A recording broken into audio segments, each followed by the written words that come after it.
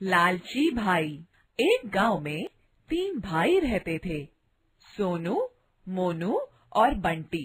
तीनों भाई एक दुकान पर अनाज तोलने का काम करते थे। एक दिन तीनों भाई अपने घर पर विश्राम कर रहे थे कि अचानक उन्होंने दरवाजा खटखटाने की आवाज सुनी।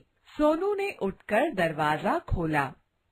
उसने देखा द्वार पर एक फकीर खड़ा था।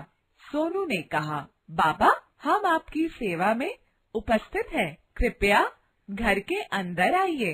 अब तक मोनू और बंटी भी बाबा के सामने हाथ जोड़कर खड़े हो गए थे। तीनों भाइयों ने बाबा को फल और जल देकर उसकी भूख मिटाने की कोशिश की। फकीर बाबा उनकी सेवा से प्रसन्न हो गए। उन्होंने तीनों भाइयों को आशीर्वाद देते हुए कहा, तुम गरीब और भूखों पर दया करते हो। मैं चाहता हूँ कि तुम मेरे साथ चलो। मैं तुम्हें ऐसा काम बताऊंगा कि तुम्हारे दुख दूर हो जाएंगे। तीनों भाई फकीर बाबा के साथ चल दिए। चलते चलते वे गांव से दूर निकल आए।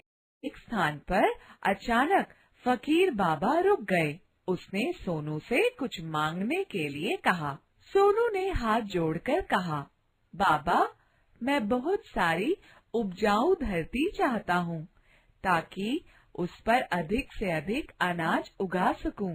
फकीर बाबा ने अपनी झोली में से कुछ फूल निकाले और दूर दूर तक धरती पर बिखेर दिए। देखते ही देखते एक बहुत बड़ा उपजाऊ खेत सामने था। इतना बड़ा खेत काफी होगा? फकीर बाबा ने सोनू से पूछा। सोनू का लालच बढ़ गया और उसने कहा, यदि अच्छी फसल भी होती तो मजा आ जाता।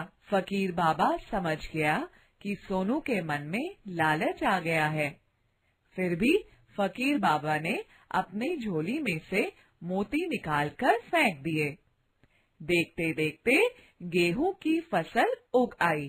तीनों भाई इस चमत्कार को देखकर हैरान हो गए। अब तुम इस फसल की कटाई करो और गेहूं बेचकर धन कमाओ। ये कहकर फकीर बाबा मोनू और बंटी को लेकर आगे चल दिए। कुछ दूर आगे चलने पर उन्हें एक गाय दिखाई दी। गाय को देखते ही मोनू बोला, मैं पशुपालन का धंधा करना चाहता हूँ। मेरी इच्छा है कि मेरे पास बहुत सी गाय हो। मोनू की बात सुनकर फकीर बाबा ने अपनी झोली में हाथ डाला और मुट्ठी भर मोती धरती पर बिखेरे। सब तरफ अब गाय ही गाय दिखाई दे रही थी। फकीर बाबा ने कहा, अब तुम यहीं रुक जाओ, दूध का व्यापार करो। अंत में फकीर बाबा बंटी को लेकर आगे बढ़ गए। कुछ दूर जाने पर फकीर बाबा ने बंटी से पूछा, बेटा, आपको क्या चाहिए? बंटी ने कहा, मैं फूल उगाना चाहता हूँ। फकीर बाबा ने इस बार फिर से झोली में हाथ डालकर मोती निकाले और उन्हें दूर दूर तक धरती पर बिखेर दिया। चारों तरफ हरियाली फूटने लगी और पौधे उगने लगे।